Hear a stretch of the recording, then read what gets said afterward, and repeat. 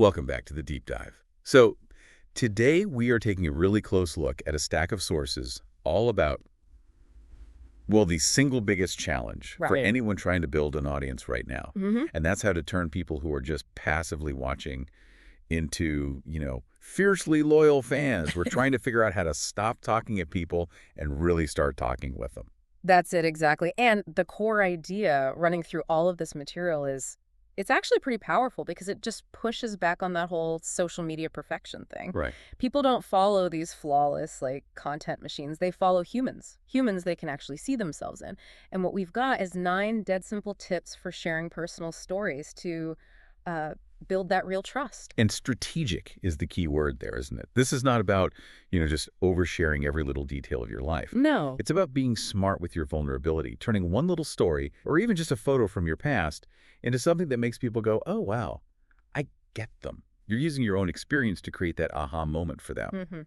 Wait, they went through exactly what I'm going through feeling. Exactly that. Okay, so let's unpack this. We should probably start at the very beginning with the origin story. You have to. You have to start right there. Because if the audience doesn't know where you started, they can never really appreciate how far you've come. That brings us right to tip number 1, which is probably the most powerful one on the list. Start with the before. Why is this so important? Well, it immediately short circuits that cynicism people have when they see someone who looks perfect online. Mm-hmm. It's instant proof. You're showing where you started. Were you broke? Were you, shy? Stuck in some soul-crushing corporate job? Sharing one quick, this was me 12 months ago photo that does more than hours of bragging about your success now. I think the biggest hang-up for people here is this fear that showing the before somehow undermines their authority now. They think, if I show I was in debt, no one's going to hire me as a financial coach. Yeah, and that's a huge misconception the sources really dig into. Mm-hmm. If you skip the before, your success now just seems intimidating. It seems unattainable, maybe even fake. Right. People see the shiny after and just assume you had it easy.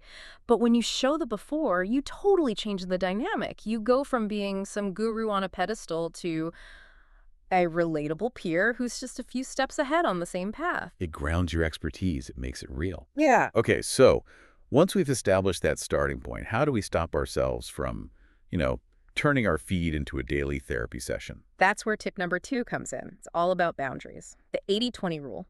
Okay, so what's the ratio? 80% helpful, valuable content, the stuff people followed you for in the first place, and then only 20% personal story. And the warning here is it's critical. This is about sprinkling it in, not flooding your audience. You don't want to overwhelm them. Exactly. The moment the personal stories take over from the helpful content, you just risk burnout. People get tired of it. That makes a lot of sense. But here's a question. If my before story is about, say, being in debt, won't I eventually just repeat that story so many times that the 20% becomes boring? That's a great point. And the sources suggest you just vary the angle. You don't have to tell the entire origin story every single time. That 20% could be a small struggle from today, a behind-the-scenes fail. Oh, okay. The key is that the personal bit should always support the 80% of helpful content. It's like the real-world example for the advice you're giving. It's the glue, not, the whole wall. So it's not always the big dramatic origin story. It can be small. Yeah, exactly. It makes the whole thing sustainable. It keeps it human. Okay, so that 80-20 container is set. Now we can get into the actual storytelling, the narrative structure you need in that 20%. And this starts with tip number 3. Share one specific struggle. Yes. We have to kill the vague language. I had a tough time, or I used to struggle. That means nothing. It gives the listener nothing to hold on to. Specificity is what creates that emotional reality. And that reality builds trust instantly. The examples in the source material were so good on this. It wasn't, I struggled with my weight. Yeah. It was, I gained 30 pounds in 6 months after my breakup. Exactly. Or not just I had money problems. It's I was $15,000 in debt at 27 and my car got repossessed. When you use those specific vulnerable details, the listener connects immediately. They don't just think, oh, they struggled. They think, wow, I know that shame of checking my bank account every day too. That shared specific feeling. That's how you get that deep sense of audience identification. That's the magic. It takes more courage, for sure. Yeah. But the payoff and trust is huge. Now, here's where it gets really good, I think. Tip number 4, which comes right after the struggle, always add the turning point.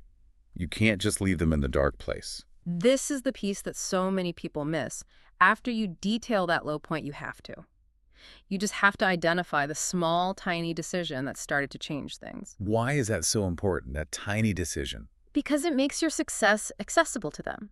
If your turning point is huge, like I hired a super expensive coach, that's intimidating. But if your turning point was tiny, like I just started walking for 10 minutes a day at lunch. Right. Something anyone can do.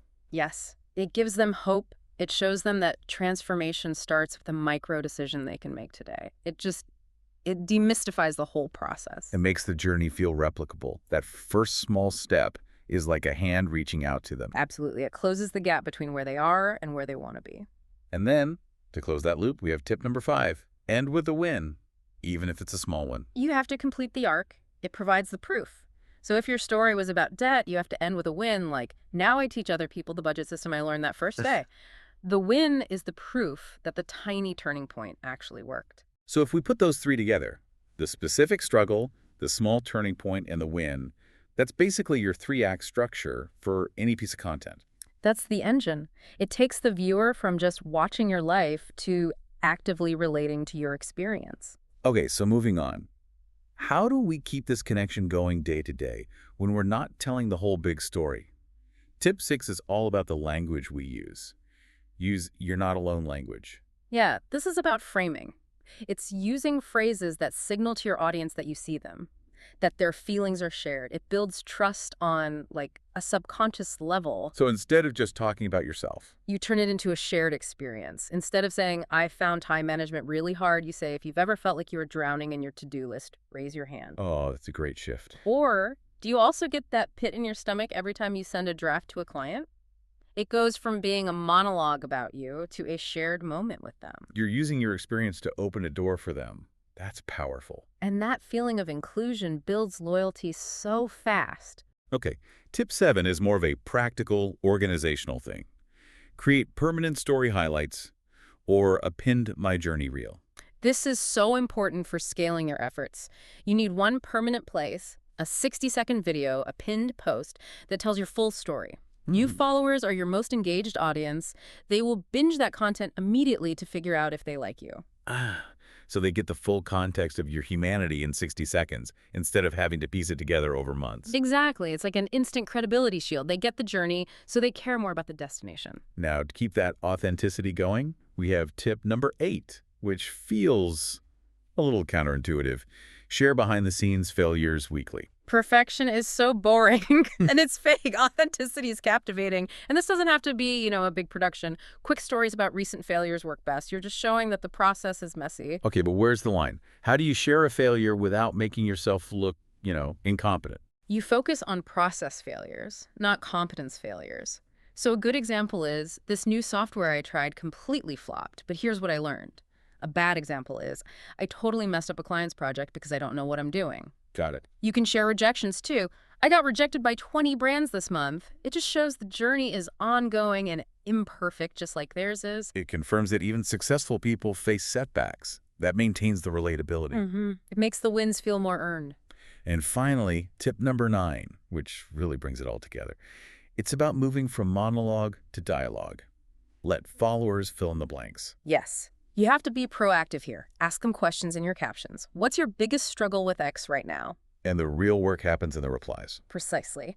When someone shares their vulnerability in a comment, you don't just give a thumbs up. You reply with your own similar experience. You mirror them. I struggled with that exact feeling last year. The one small thing I did was it deepens that bond so fast. This whole strategy just hinges on using your own story as the bridge. It makes you a peer who got results through messy, real effort, not some distant expert. Absolutely. It's about moving away from that impossible standard of perfection and using your imperfections to actually connect with people. So if you're listening and thinking, okay, where do I even start? The sources give 2 things you can do today, right now. Yeah, combine tip 1 and tip 7. First, find one old photo of your before, whatever that is for you. Then take 60 seconds and make one pinned reel or a story highlight that tells that quick 3x story. The struggle, the tiny turning point, and the win. It instantly grounds you in humanity for every single new person who finds you. That's the 1-2 punch of authenticity. But if we kind of zoom out and connect this to the bigger picture, Vulnerability is really the key ingredient here, isn't it? It unlocks everything. So given that, what part of your own journey, a struggle, a failure, something you keep hidden because you think it makes you look unprofessional, what if that's the very thing that could instantly connect you to the people you want to reach? Something for you to mull over.